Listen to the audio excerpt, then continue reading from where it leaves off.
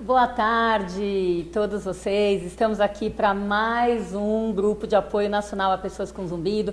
Para falar a verdade, meu dia preferido do mês. Esse aqui é nosso trabalho voluntário, onde a gente espera poder ajudar muitas pessoas aí do Brasil, distribuídas, né, ao longo do continente. E com essa participação ao vivo aqui que vocês estão assistindo, vocês vão poder fazer perguntas, mas para quem não está disponível, lembre-se, tudo que a gente faz vai lá depois para o nosso acervo cultural, que é a TV Zumbido. Então, www.tvzumbido.com.br, tá? A ideia aqui é a gente desvendar os mistérios do zumbido, um pouquinho de cada vez, em doses homeopáticas, como a gente gosta, e transmitir isso tudo para a população. E quem me conhece sabe que eu amo de paixão essa relação entre o zumbido e o metabolismo. Então a nossa convidada de hoje, a super nutricionista aqui, Tânia Rodrigues, estou super contente de estar com ela aqui do nosso lado. Ela que é nutricionista, especialista em fisiologia do esporte e nutrição esportiva. E já foi também no Bem-Estar algumas vezes e a gente teve o prazer de poder participar uma vez juntas. Tânia, um prazer de verdade ter você aqui. Que delícia, muito obrigada pelo convite. Vai ser uma delícia falar de nutrição com vocês. Ah, com certeza. A gente vai mandar a bala, porque eu sei que apesar da gente focar isso hoje aqui para o ouvido, tudo que é importante para a nutrição acaba servindo para os órgãos de um modo geral, né? Então o ouvido não tem tanta coisa em particular, mas a gente vai abordando isso ao longo do tempo.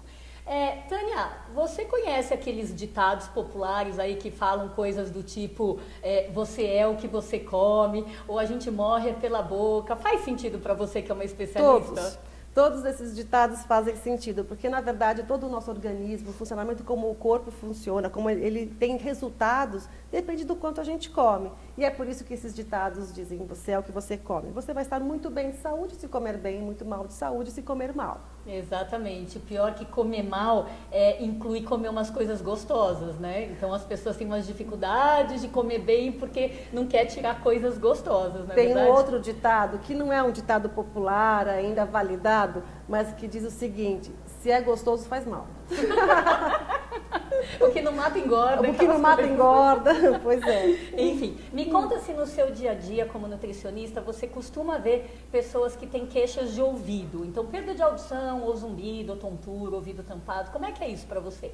Sim, apesar de sermos nutricionistas e muitas pessoas estarem relacionando a nutrição mais com perda de peso, com qualidade de vida até, mas pensando em corrigir colesterol, glicemia ou desempenho esportivo, muitos dos estados metabólicos têm uma relação direta com o que come. Então, também esses casos de zumbido, tontura, têm uma relação nutricional e sim, tenho recebido algumas pessoas com essas queixas. Ok, e por mais que as pessoas estejam preocupadas em emagrecer ou com a nutrição esportiva, o que você mais vê de errado no que os pacientes fazem? Estão buscando ajuda, mas quando você vai lá detectar, aonde está a base do erro mais comum que você vê?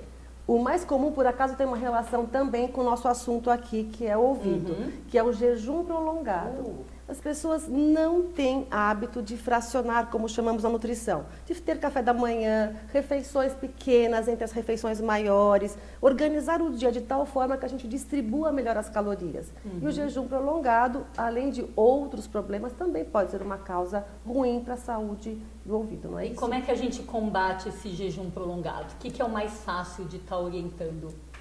Mais fácil, e não é só porque ele é fácil, é porque ele é necessário. Precisamos nos organizar para ter refeições fracionadas. Então, acordar 10 minutos mais cedo, fazer o café da manhã, ter pequenos lanches na bolsa, levar para o escritório, ou algumas embalagens mais fáceis de ter esses lanchinhos e comer de maneira saudável, ter escolhas saudáveis no almoço e no jantar. E para quem pensa assim, nossa, mas se eu for comer todas essas vezes, aí que eu vou engordar? Então, não é super comum essa ideia? Exatamente, porque parece que o fato de comer menos vezes, você está comendo menos, mas não é para comer mais volume mais vezes, e sim diminuir os volumes alimentares e fracionar mais. Então são pequenas refeições, 3, 4, 5 vezes ao dia.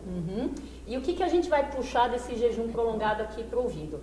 Eu, vira e mexe, gosto de comparar o ouvido interno com um carro. E não é qualquer carro, é uma Ferrari, é um carrão com potencial, com baita de um motor, né, potente para fazer muita coisa boa ao longo do dia inteiro. Só que essa Ferrari, chamada ouvido interno, ela tem algumas particularidades. Ela não estaciona nunca, ela funciona 24 horas por dia, inclusive enquanto a gente dorme. Ela não tem um tanque de combustível que dá para estocar e fazer delivery aos poucos. Então a cóclea, né, que é essa parte do órgão do ouvido interno que é mais responsável pela audição e, portanto, pifa mais fácil, dando perda de audição e zumbido, assim como o labirinto, que também está lá dentro da orelha interna, não tem estoque de energia. Então, se a gente faz jejum prolongado, o que isso equivale nessa nossa figura de linguagem? A querer que a Ferrari produza, funcione o tempo inteiro, mas você não está afim de dar combustível. Ou seja, mais hora, menos hora, vai ficar na mão.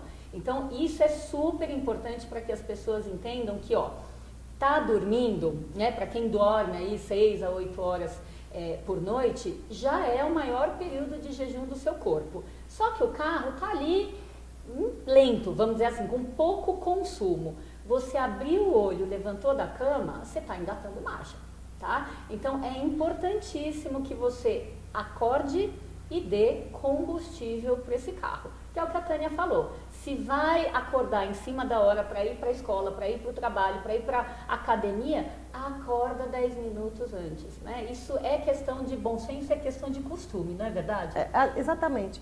Muitas pessoas dizem, mas eu não tenho fome, eu não consigo comer. Porque também é o hábito, o nosso corpo também se acostuma com poucas reservas. Né? A diferença do corpo para o carro é que o corpo é mais inteligente. Então ele reserva, ele guarda alguma energia, porque já sabe, já está condicionado a saber que no dia seguinte você não tem de novo a refeição, não tem de novo a energia. Então ele se acostuma em esperar que você dê essa energia, esse combustível para fazer uso disso, guardando um pouquinho.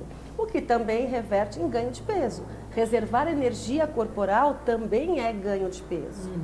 Ok. E o que você acha daquelas pessoas que têm uma vontade, uma fissura por doce, seja chocolate ou qualquer outro doce, goiabada, pudim, etc.? É comum isso? Muito comum. Nossa Senhora. Primeiro porque é gostoso. Quando as pessoas experimentam alimentos saborosos, obviamente que elas usam isso como primeira escolha, né? O que é mais gostoso. É o prazer, né? O prazer. É E o prazer não é ruim. Se você usar isso também para escolhas de novos alimentos, isso é bom. Mas, normalmente, a vontade do doce, numa situação de alimentação errada, desequilibrada, mal fracionada, mal dividida, às vezes tem a relação com o nível de açúcar no sangue. Então, o nosso corpo diminui o nível de energia, diminui o nível de açúcar no sangue, o cérebro reconhece essa informação e te manda uma mensagem. Olha, acabou o combustível, você tem que trazer mais.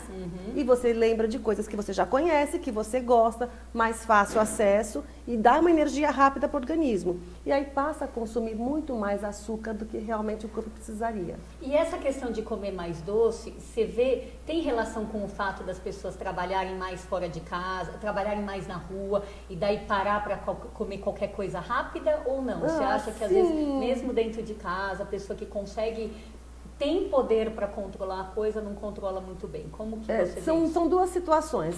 Fora de casa, nós temos mais variedade, disponibilidade, né? A praticidade do comprar e sair comendo na rua, ou não sai para almoçar e pede alguma coisa, qualquer coisa para comer na hora do almoço, enfim.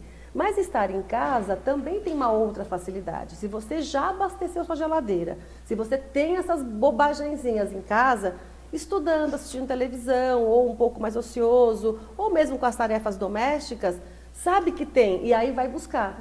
Então, às vezes, para algumas pessoas é mais fácil controlar quando elas estão fora, porque não está tão disponível quanto em casa, e para outras é mais fácil controlar em casa porque não comprou, e aí sim passa a não estar mais disponível. Perfeito. É disponibilidade. Onde está mais fácil? Onde está mais fácil e onde tem mais tentação também, né? Porque nessa variedade toda a gente vê muita tentação. Chegou a primeira pergunta da internet aqui, que é a seguinte: eu não como muito doce, mas eu como muito pão. Faz mal também? Quando a gente, e essa é uma pergunta bastante interessante, porque quando a gente fala açúcar, na nutrição a gente já pensou em tudo que se transformou em açúcar. Então, todos os alimentos fontes de carboidrato são açúcares. Os mais simples são os doces, de sabores doces, e os mais complexos são os alimentos que vão precisar de um tempo maior de digestão, mas que também, no final, vai levar açúcar para o sangue. Esses mais complexos são todos os cereais e seus derivados. Então, trigo, farinha de trigo, pão. Trigo, farinha de trigo, macarrão, batata, arroz, flocos, cereais matinais, todos os cereais e os seus derivados também são fontes de carboidrato, também vão elevar o nível de açúcar no sangue. E a mandioca e a batata doce, é impressão minha ou elas estão sendo mais supervalorizadas recentemente aí na mídia como fontes de carboidrato de boa qualidade? Isso, mas de boa qualidade não porque ela é diferente na composição química em relação a um trigo, a um arroz, a um milho, mas porque os grãos são refinados, eles passam por um processo, viram farinhas, eles perdem as vitaminas, as fibras, fica só o carboidrato puro, que chamamos de carboidrato mais simplificado, mais fácil de ser digerido. E as raízes e os tubérculos, na sua forma natural, mantém as vitaminas, é um carboidrato, tem algumas fibras como batata doce, mandioca, que são aqueles fiapinhos que fazem parte da composição. Isso muda a característica de absorção e o tempo de absorção. Então, te mantém mais tempo saciado pelo carboidrato. E aqueles que são mais refinados, como os doces, os açúcares, as farinhas brancas, o pão branco, não te deixa saciado, porque vai muito rápido para a corrente sanguínea e cai muito rápido também com a ação da insulina. E você fica com fome de novo, e belisca de novo, e come a mais.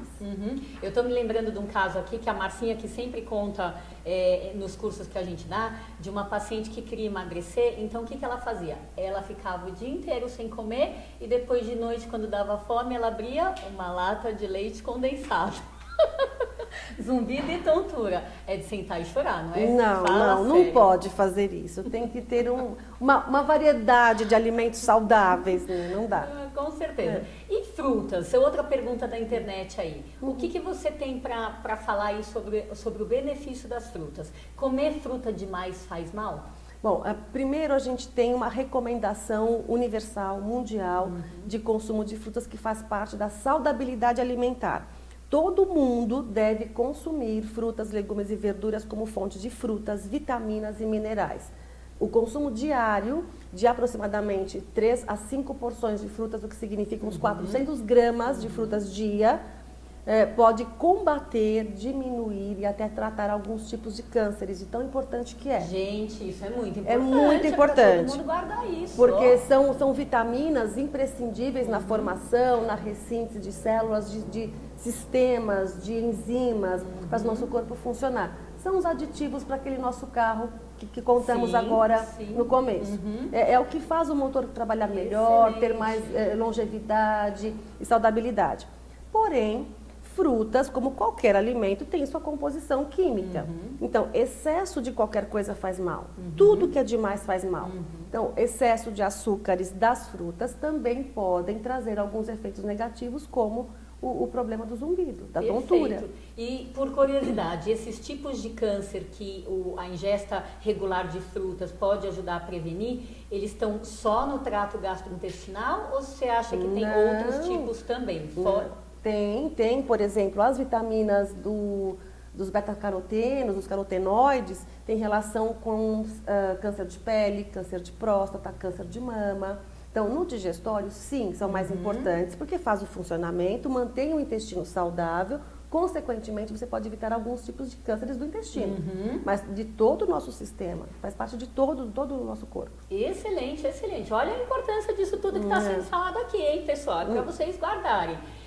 Vamos puxar de novo para o exemplo do carro. A gente já comparou o ouvido interno com o carro, que nunca para, é uma super Ferrari por natureza, né, tem uma capacidade enorme, mas o jejum prolongado equivale então a não dar combustível, e é um carro que nunca para, nunca estaciona. Puxando para essa questão que a gente falou dos doces, onde eu colocaria essa questão dentro do exemplo do carro? É como se você fosse colocar um combustível, a gente está sempre falando que não estoca, hein? Mas você vai colocar um combustível de curtíssima duração. Porque dentre todas as coisas que o organismo pode receber para ser nutrido, a glicose tem menos duração, não é isso? Isso. Então é uma coisa que você acaba consumindo muito mais rápido do que os outros tipos de combustível. E os aditivos, que eu adorei, não tinha pensado nisso que a Tânia falou, então aí para esse carro como um lado super importante. Vamos falar um pouquinho de gorduras, de colesterol e triglicéridos. Isso também é uma coisa comum no seu dia a dia, para os pacientes que querem emagrecer. Você acha que eles já estão com colesterol e triglicéridos altos? Ou não? Tem muita gente com sobrepeso, mas que não tem colesterol e triglicéridos elevados. Como que é isso no seu dia a dia? Não tem muita relação com peso. Na verdade tem relação, mas não é imprescindível essa relação. Porque os níveis de colesterol aumentados e triglicéridos têm uma relação mais importante e estatisticamente mais frequente com o estilo de vida. Então, sedentarismo, hábito alimentar, genética também, estresse. E aí, depois, numa outra colocação, o peso corporal. O nível de colesterol aumentado tem uma relação com sedentarismo, genética e escolhas alimentares. A quantidade de triglicerídeos, que é um outro tipo de gordura que está diretamente ligada com os níveis de carboidrato, tem a ver com essas escolhas de doces, de carboidratos, com falta de fibra, falta de atividade física. Nosso corpo precisa consumir a gordura que nós produzimos com a alimentação. Se você produz a gordura e não gasta, a gente tem esse aumento na corrente sanguínea que causa um grande problema. Ok. E daí o que é o mais fácil para a gente orientar para essa redução de colesterol e triglicéridos do ponto de vista nutricional? Em primeiro lugar, as escolhas do tipo de gordura. Nós todos precisamos de todos os nutrientes e uma pequena parte das energias do dia dependem das gorduras, até porque parte das gorduras nós não produzimos. E são gorduras que vão ter efeito importante na imunidade, na produção de hormônios, na recuperação de tecidos, de pele, de cabelo. Então, um pouquinho eu preciso, mas pouco, quantidade. Então, quanto mais frituras, mais carnes com gorduras saturadas, que são as gorduras que estão em volta das carnes, manteiga, creme de leite, chantilly, gordura trans de alguns biscoitos recheados, mais você terá problema, então, com os níveis de colesterol. Então, nada é proibido na nutrição, é tudo quantidade, equilíbrio. Perfeito. Mas você vê, por exemplo, as pessoas que têm um nível elevado de colesterol e triglicéridos, que deveriam estar se submetendo a uma mudança alimentar e que acabam preferindo fazer o uso de um medicamento para controlar ao invés de fazer esse controle alimentar? Como se parece fosse assim, mais fácil. Isso mesmo. Só que, vamos só lembrar uma coisa para quem está nos assistindo. O colesterol, ele é formado, vamos pensar de uma maneira mais simples, por 3 partes, 3 blocos. Um dos blocos desse colesterol é saudável, ele ajuda ao nosso organismo até se proteger dos sistemas negativos cardiovasculares, dos problemas cardiovasculares. E a fração ruim, todo mundo deve ter ouvido falar isso, parte boa, parte ruim. E a medicação, ela vai agir basicamente na parte ruim, porque isso é ter o risco de vida até, de morte. E a alimentação, ela faz diferente, ela promove, aumenta o nível de colesterol bom e aí consegue ajudar a parte ruim. Então, a alimentação, ela pode ser um pouco mais difícil, exigir um pouco mais de disciplina, mas o benefício, o resultado é uma saúde muito melhor do que a medicamentosa. Medicamentos são importantes, claro que são. Eles podem ser até a única forma de você baixar rapidamente aquilo que está te colocando em risco. Mas o certo é controlarmos o nível de colesterol bom e ruim pela alimentação.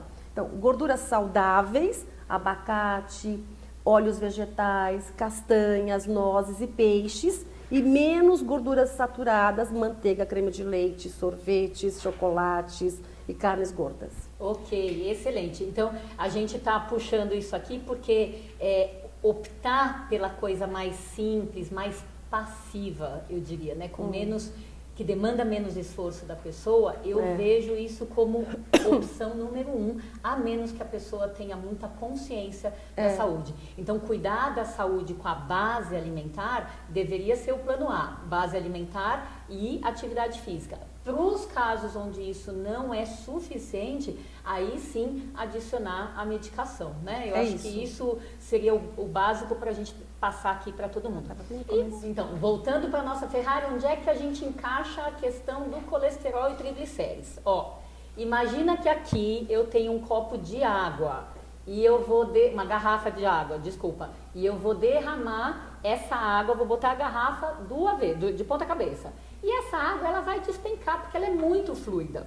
Imagine que aqui desse lado eu tenho um copo de óleo. E daí eu vou derramar isso aqui de ponta cabeça e o que acontece? O óleo vem devagar, escorrendo pelas beiradas, porque ele é muito mais denso.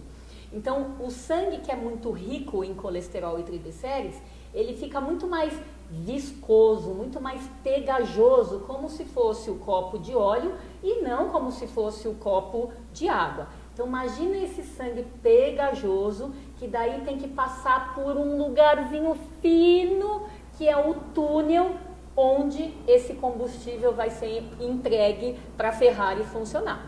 Então o canal já é fino, é artéria auditiva interna, é filha única, só tem aquele canal. Equivale a um fio de cabelo, e ó, dos meus, hein? Não é de quem tem cabelo grosso, não. E daí tem que passar aquele sangue viscoso, gorduroso. É claro que o fluxo, a velocidade vai diminuir. E se a Ferrari é uma coisa que demanda, quanto mais lenta for essa chegada, é claro que a gente está arriscando a deixar o nosso carro / ouvido interno na mão. Faz sentido? Muito sentido, e completando até, colocando de novo, a importância de ter tudo muito equilibrado e balanceado, não é para excluir as gorduras saudáveis da vida. Colocando o carro como exemplo, as peças são lubrificadas com graxa, com gordura, para que você tenha o funcionamento adequado. Nosso corpo também. Então, a gordura que vai para a parte boa do nosso corpo, lubrifica todas as células, faz todo o caminho dos impulsos nervosos, funcionamento dos hormônios, dos anticorpos. O excedente vai para o sangue e aí não vai passar pelos caminhos mais finos, exatamente. Com certeza. Ô Tânia, eu vi no seu site que você tem umas dicas de como arrumar a geladeira. Isso é importante para armazenar os alimentos, deixar a preservação melhor? Por 2 motivos, sim, muito importante. Primeiro, as pessoas deixam de comprar verduras e legumes porque estragam.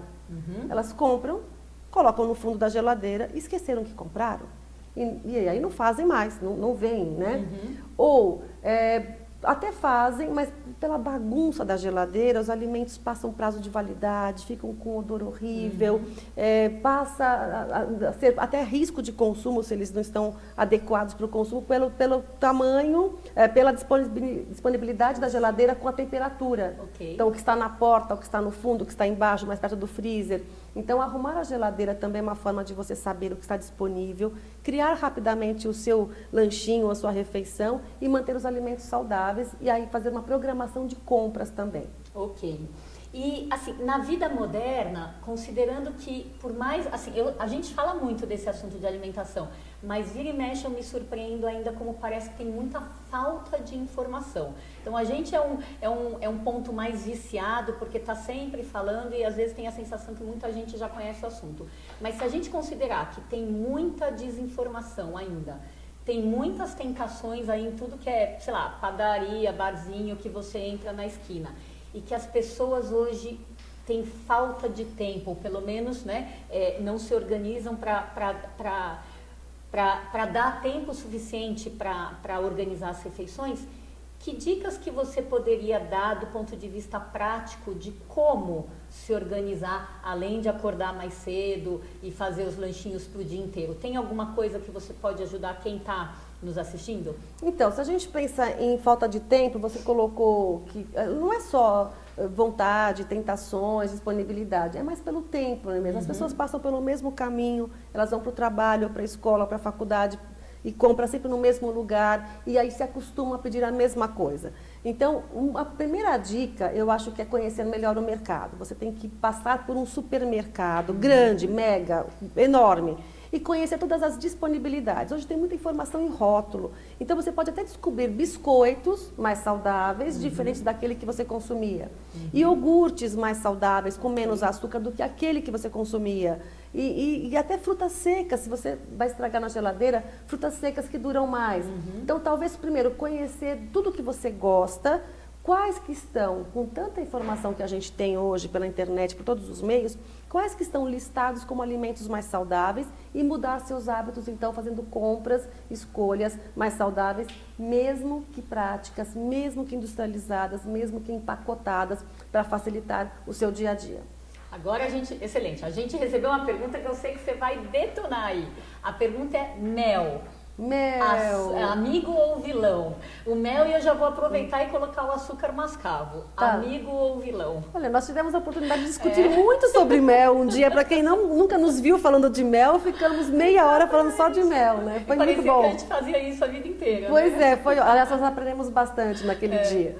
Mas mel é bom pelo seguinte, a composição de mel é igualzinho do açúcar. A composição química de mel é frutose com glicose, igual da cana-de-açúcar, igual. A diferença é que pelo processo mais natural das abelhas, faz com que ele tenha um poder de adoçar maior. Então, quem usa mel para adoçar um alimento, provavelmente vai usar menor quantidade do que se fosse açúcar. Entendi. Que você precisa de mais para ter o mesmo poder de adoçar.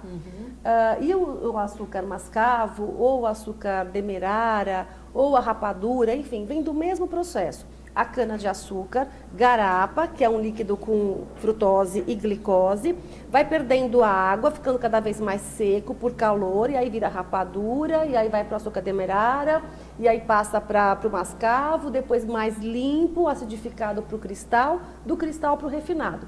Da cana-de-açúcar até o final, que é o açúcar refinado, a composição química é a mesma, a quantidade calórica é a mesma, o nível de açúcar é o mesmo. A diferença é que para ficar branco, passou por um processo ácido. E quando você come lá da cana-de-açúcar, não teve nenhum processo químico ácido, mas a quantidade de açúcar, a composição química é a mesma. Excelente. E a outra pergunta, a internet está movimentada hoje aí, hein, Marcinha? Que bom. Outra pergunta da plateia virtual. Alfarroba é uma coisa bastante usada? Bastante usada como uma opção de açúcar, sem a mesma característica de açúcar. Então, quando a gente falou de açúcar mel e açúcar cana-de-açúcar, a gente falou do açúcar que faz parte da nossa cultura. Nós usamos os açúcares dessa maneira para adoçar.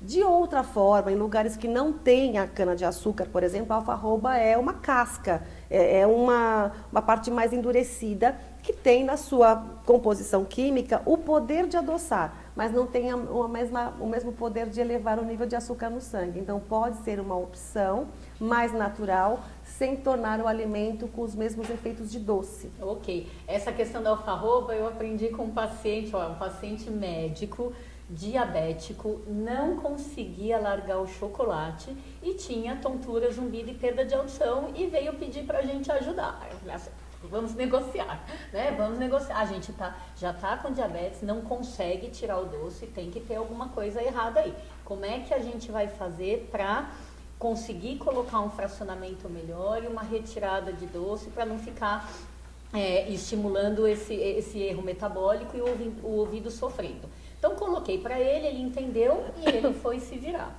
Então, um mês depois, ele voltou com essa ideia. Com achado. Eu sobrevivi por causa da alfarroba, e na época eu não conhecia, né? E daí eu entrei no site, e hoje é uma coisa que eu mostro para muitos pacientes, né? Que quem aprendeu a manipular ali a alfarroba faz produtos com a caríssima de chocolate, né? Textura, então, tudo. Cor. Aí esse paciente me trouxe uma barrinha para eu experimentar, né? E que eu achei assim, parece uma coisa um pouco mais fibrosa do que o chocolate, mas assim, o outro é a cara. E acho que há uns 3 anos pra cá que eu já comecei a ver ovo de Páscoa de alfarroba, que até então eu pelo menos não conhecia, né? Então acho que acaba sendo um produto porque não tem lactose também, né? Completamente glúten, diferente, né?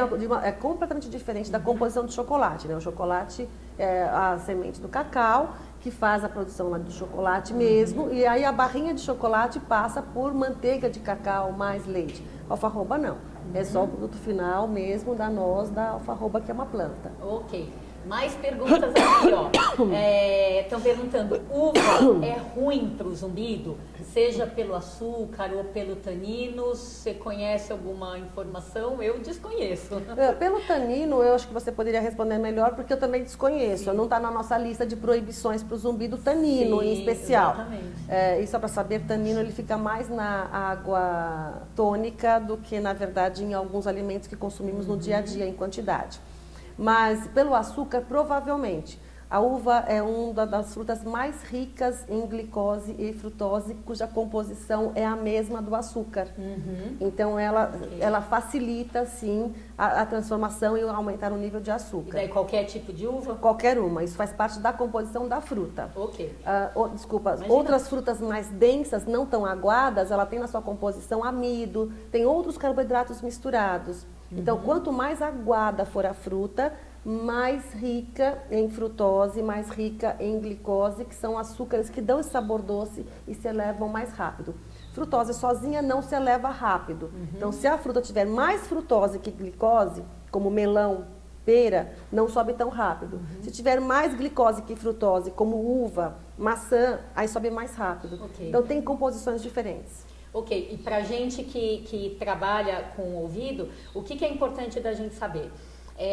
Para todo mundo que é normal, o processo digestivo da glicose leva, quando a glicose aumenta no sangue, ela não pode ficar alta por muito tempo e, portanto, o corpo dá um jeitinho de fazê-la diminuir, entrar nas células para normalizar no sangue. Então, o que acontece? Quem é chamado nessa hora é o pâncreas. E daí ele recebe um comando para produzir insulina, né? Então ele vai lá, obedece, produz insulina e aquela glicose que estava alta volta ao normal, tá? Algumas pessoas, por problemas genéticos do sistema digestivo, quando elas comem doce e esse açúcar, essa glicose aumenta no sangue, o pâncreas também é chamado. Só que ele recebe essa ordem e ao invés dele obedecer como de costume, ele vai lá e mostra serviço. Ele produz 2 vezes, 3 vezes, 5 vezes essa quantidade de insulina. Então, esse monte, essa tonelada de insulina que é produzida por alguns sistemas digestivos, tem 2 efeitos. Pasmem qual é o primeiro, que isso foi mostrado num estudo japonês bem antigo. O primeiro efeito desse pico de insulina é fazer bagunça no ouvido, né? E o segundo efeito é fazer aquela glicose que, ao invés de voltar ao normal, despencar. Ela cai muito rápido. Então, a pessoa 3 a 5 horas depois de comer um doce, ter esse pico de insulina, a glicose já está às vezes mais baixa do que o que ela estava quando a pessoa estava em jejum, não é isso? E daí quando a pessoa está nessa baixa de glicose, ela pode sentir a tontura, o zumbido, o ouvido tampado, que pra gente são sinais de alerta, e aí o que vem? Uma vontade de comer doce de novo e a pessoa resiste? Resiste nada, ela vai lá, come de novo e o ciclo se perpetua, né? Então, isso é importante também, a gente sempre fala para os otorrinos, para a gente, de alguma maneira, fazer o paciente entender que precisa cortar o ciclo vicioso, né? Porque senão ele fala, mas eu preciso, eu não consigo ficar sem, né? E senão não tem, acho que um estímulo, se ele não entende o vínculo com o ouvido, não tem um estímulo para ele começar a sair desse ciclo vicioso. É, né? Verdade. E aí, só voltando um pouco para as frutas, para a gente também não proibir tudo que tem açúcar, a gente acabou falando que fruta também pode ser um fator negativo, a diferença dessa velocidade de absorção dos doces comparado com fruta é que fruta tem fibra. A casca, o bagaço, o formato da fibra faz com que a gente não tenha essa elevação tão rápida. Então, uma dica: comeu o doce, já fez tudo errado, já tem problema de zumbido, cai rapidamente o nível de açúcar no sangue, vem dor de cabeça, mau humor, fome de novo, vontade de açúcar, vai para uma fruta primeiro. Então a gente sempre brinca com o paciente que tem problema de audição. Primeiro a maçã, depois o doce. Primeiro a fruta, espera um pouco, veja se aquela vontade de açúcar continua, porque é mais lenta a entrada, e aí pode ser até que você nem tenha mais vontade.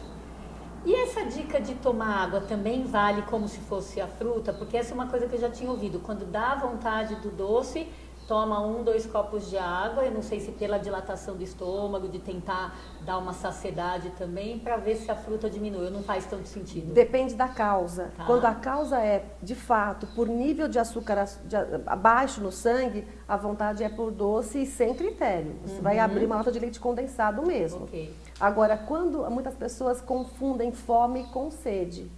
Como o centro da fome e da sede estão muito próximos, e o da sede fica desativado quando você não toma água, aquela sensação de que falta alguma coisa para a minha produção de energia, porque a água também é importante para a oxigenação, a pessoa come e não bebe água, que é um outro fator importante, se hidratar ao longo do dia. Com certeza, com certeza. E falando em hidratação, tem a outra pergunta. Suco de fruta natural, posso consumir à vontade ou tem algum problema?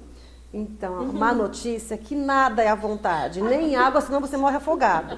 Nada é à vontade, tudo é controlado na vida. E aí, até vai de encontro com o que a gente acabou de falar. Se eu comer a fruta, eu tenho uma mastigação, as fibras vão atrapalhar um pouco a velocidade de entrada desses açúcares no sangue e eu vou alimentando o meu corpo com mais tempo, não vai entrar esse açúcar rapidamente. Se eu tomar o suco, não. Se eu tomar o suco, ele vai tudo de uma vez, não tem mais a fibra, ou a fibra foi dilacerada em liquidificador ou processador, e aí passa muito mais rápido. A quantidade de açúcar que se recebe no sangue através de suco é maior e mais rápida do que se fosse comer fruta. O ideal hoje é uma recomendação até nova na nutrição, é comer fruta e evitar suco, é comer fruta e beber água, e evitar sucos como forma de consumo de vitaminas. Ok. Não é proibido, faz parte da alimentação infantil, pode ser parte da sua alimentação em forma de vitaminas, né? Vitaminas eu digo como fonte de vitaminas, mas tem que comer fruta também, tem que comer fibra também. Perfeito. Agora que estão faltando 10 minutinhos aqui que já estão chamando minha atenção, eu queria que você falasse um pouquinho de duas coisas que são um pouco mais raras, mas eu estou começando a prestar mais atenção no dia a dia e principalmente porque nós, otorrinos, não costumamos checar como é o intestino dos pacientes. Eu queria que você falasse um pouquinho de intolerância à lactose e intolerância a glúten. Ótimo. Intolerâncias geralmente se manifestam com sintomas no intestino. Então, não digere, fica flatulento, aumenta a produção de gases, tem distensão abdominal, cólicas, dores e diarreia. O corpo vai jogar fora aquilo que ele não conseguiu digerir. Então, isso é uma intolerância.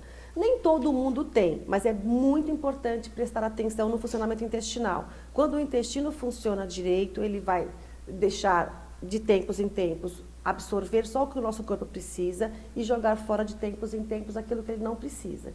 Então, também, o contrário das intolerâncias que causam diarreia se dá com o mesmo grau de importância quando o intestino não funciona, quando não se tem consumo de fibras, se come tudo refinado e passa a ter dias e dias sem funcionar.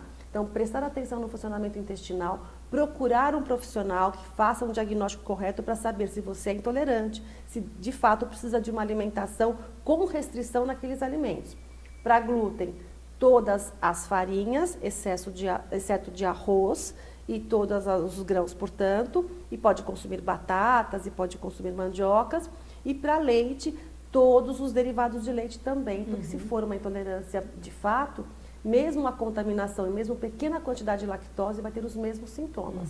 Se for só sensível, pequena quantidade será bem absorvida. Então, o sensível à lactose pode comer queijos amarelos, que não tem lactose, pode tomar coalhadas, que não tem lactose, e o sensível ao glúten pode comer pouco glúten. Então, ao longo de um dia, preferir arroz e não macarrão, preferir batatas e não pães, e se eventualmente está numa festa ou no final de semana e comer uma pequena quantidade, ele vai se sentir ali com um certo desconforto, mas não é uma doença, não é um problema. A doença, de fato, pode levar a má absorção de nutrientes e causar até um quadro de desnutrição, de carências importantes. Excelente. Puxando para o ouvido de novo, no comecinho desse ano, eu atendi uma paciente que eu tinha visto há 10 anos atrás, uma única vez.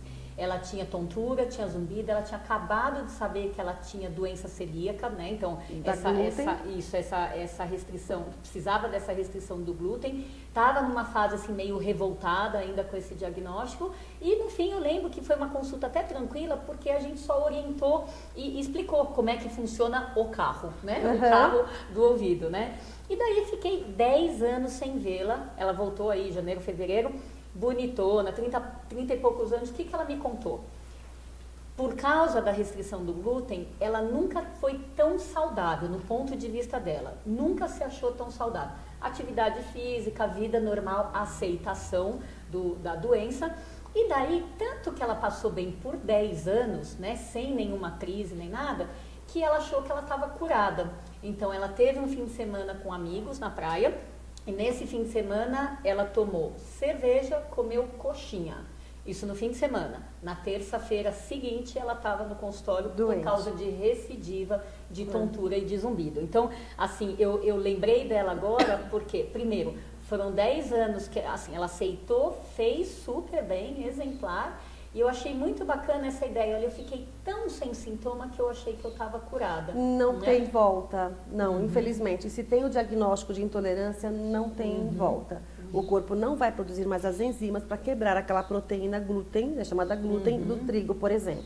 Então, não, né, se você tem o diagnóstico, você não pode comer. E se comer, saiba que você vai ter os sintomas. Ok. E levando em consideração que existem alguns testes para fazer diagnóstico tanto do problema com a lactose quanto do problema com o glúten, mas nem sempre os testes dão o resultado real, né? Nem sempre eles acusam quando existe o problema ou eles descartam quando não existe o problema. O que você recomenda na dúvida?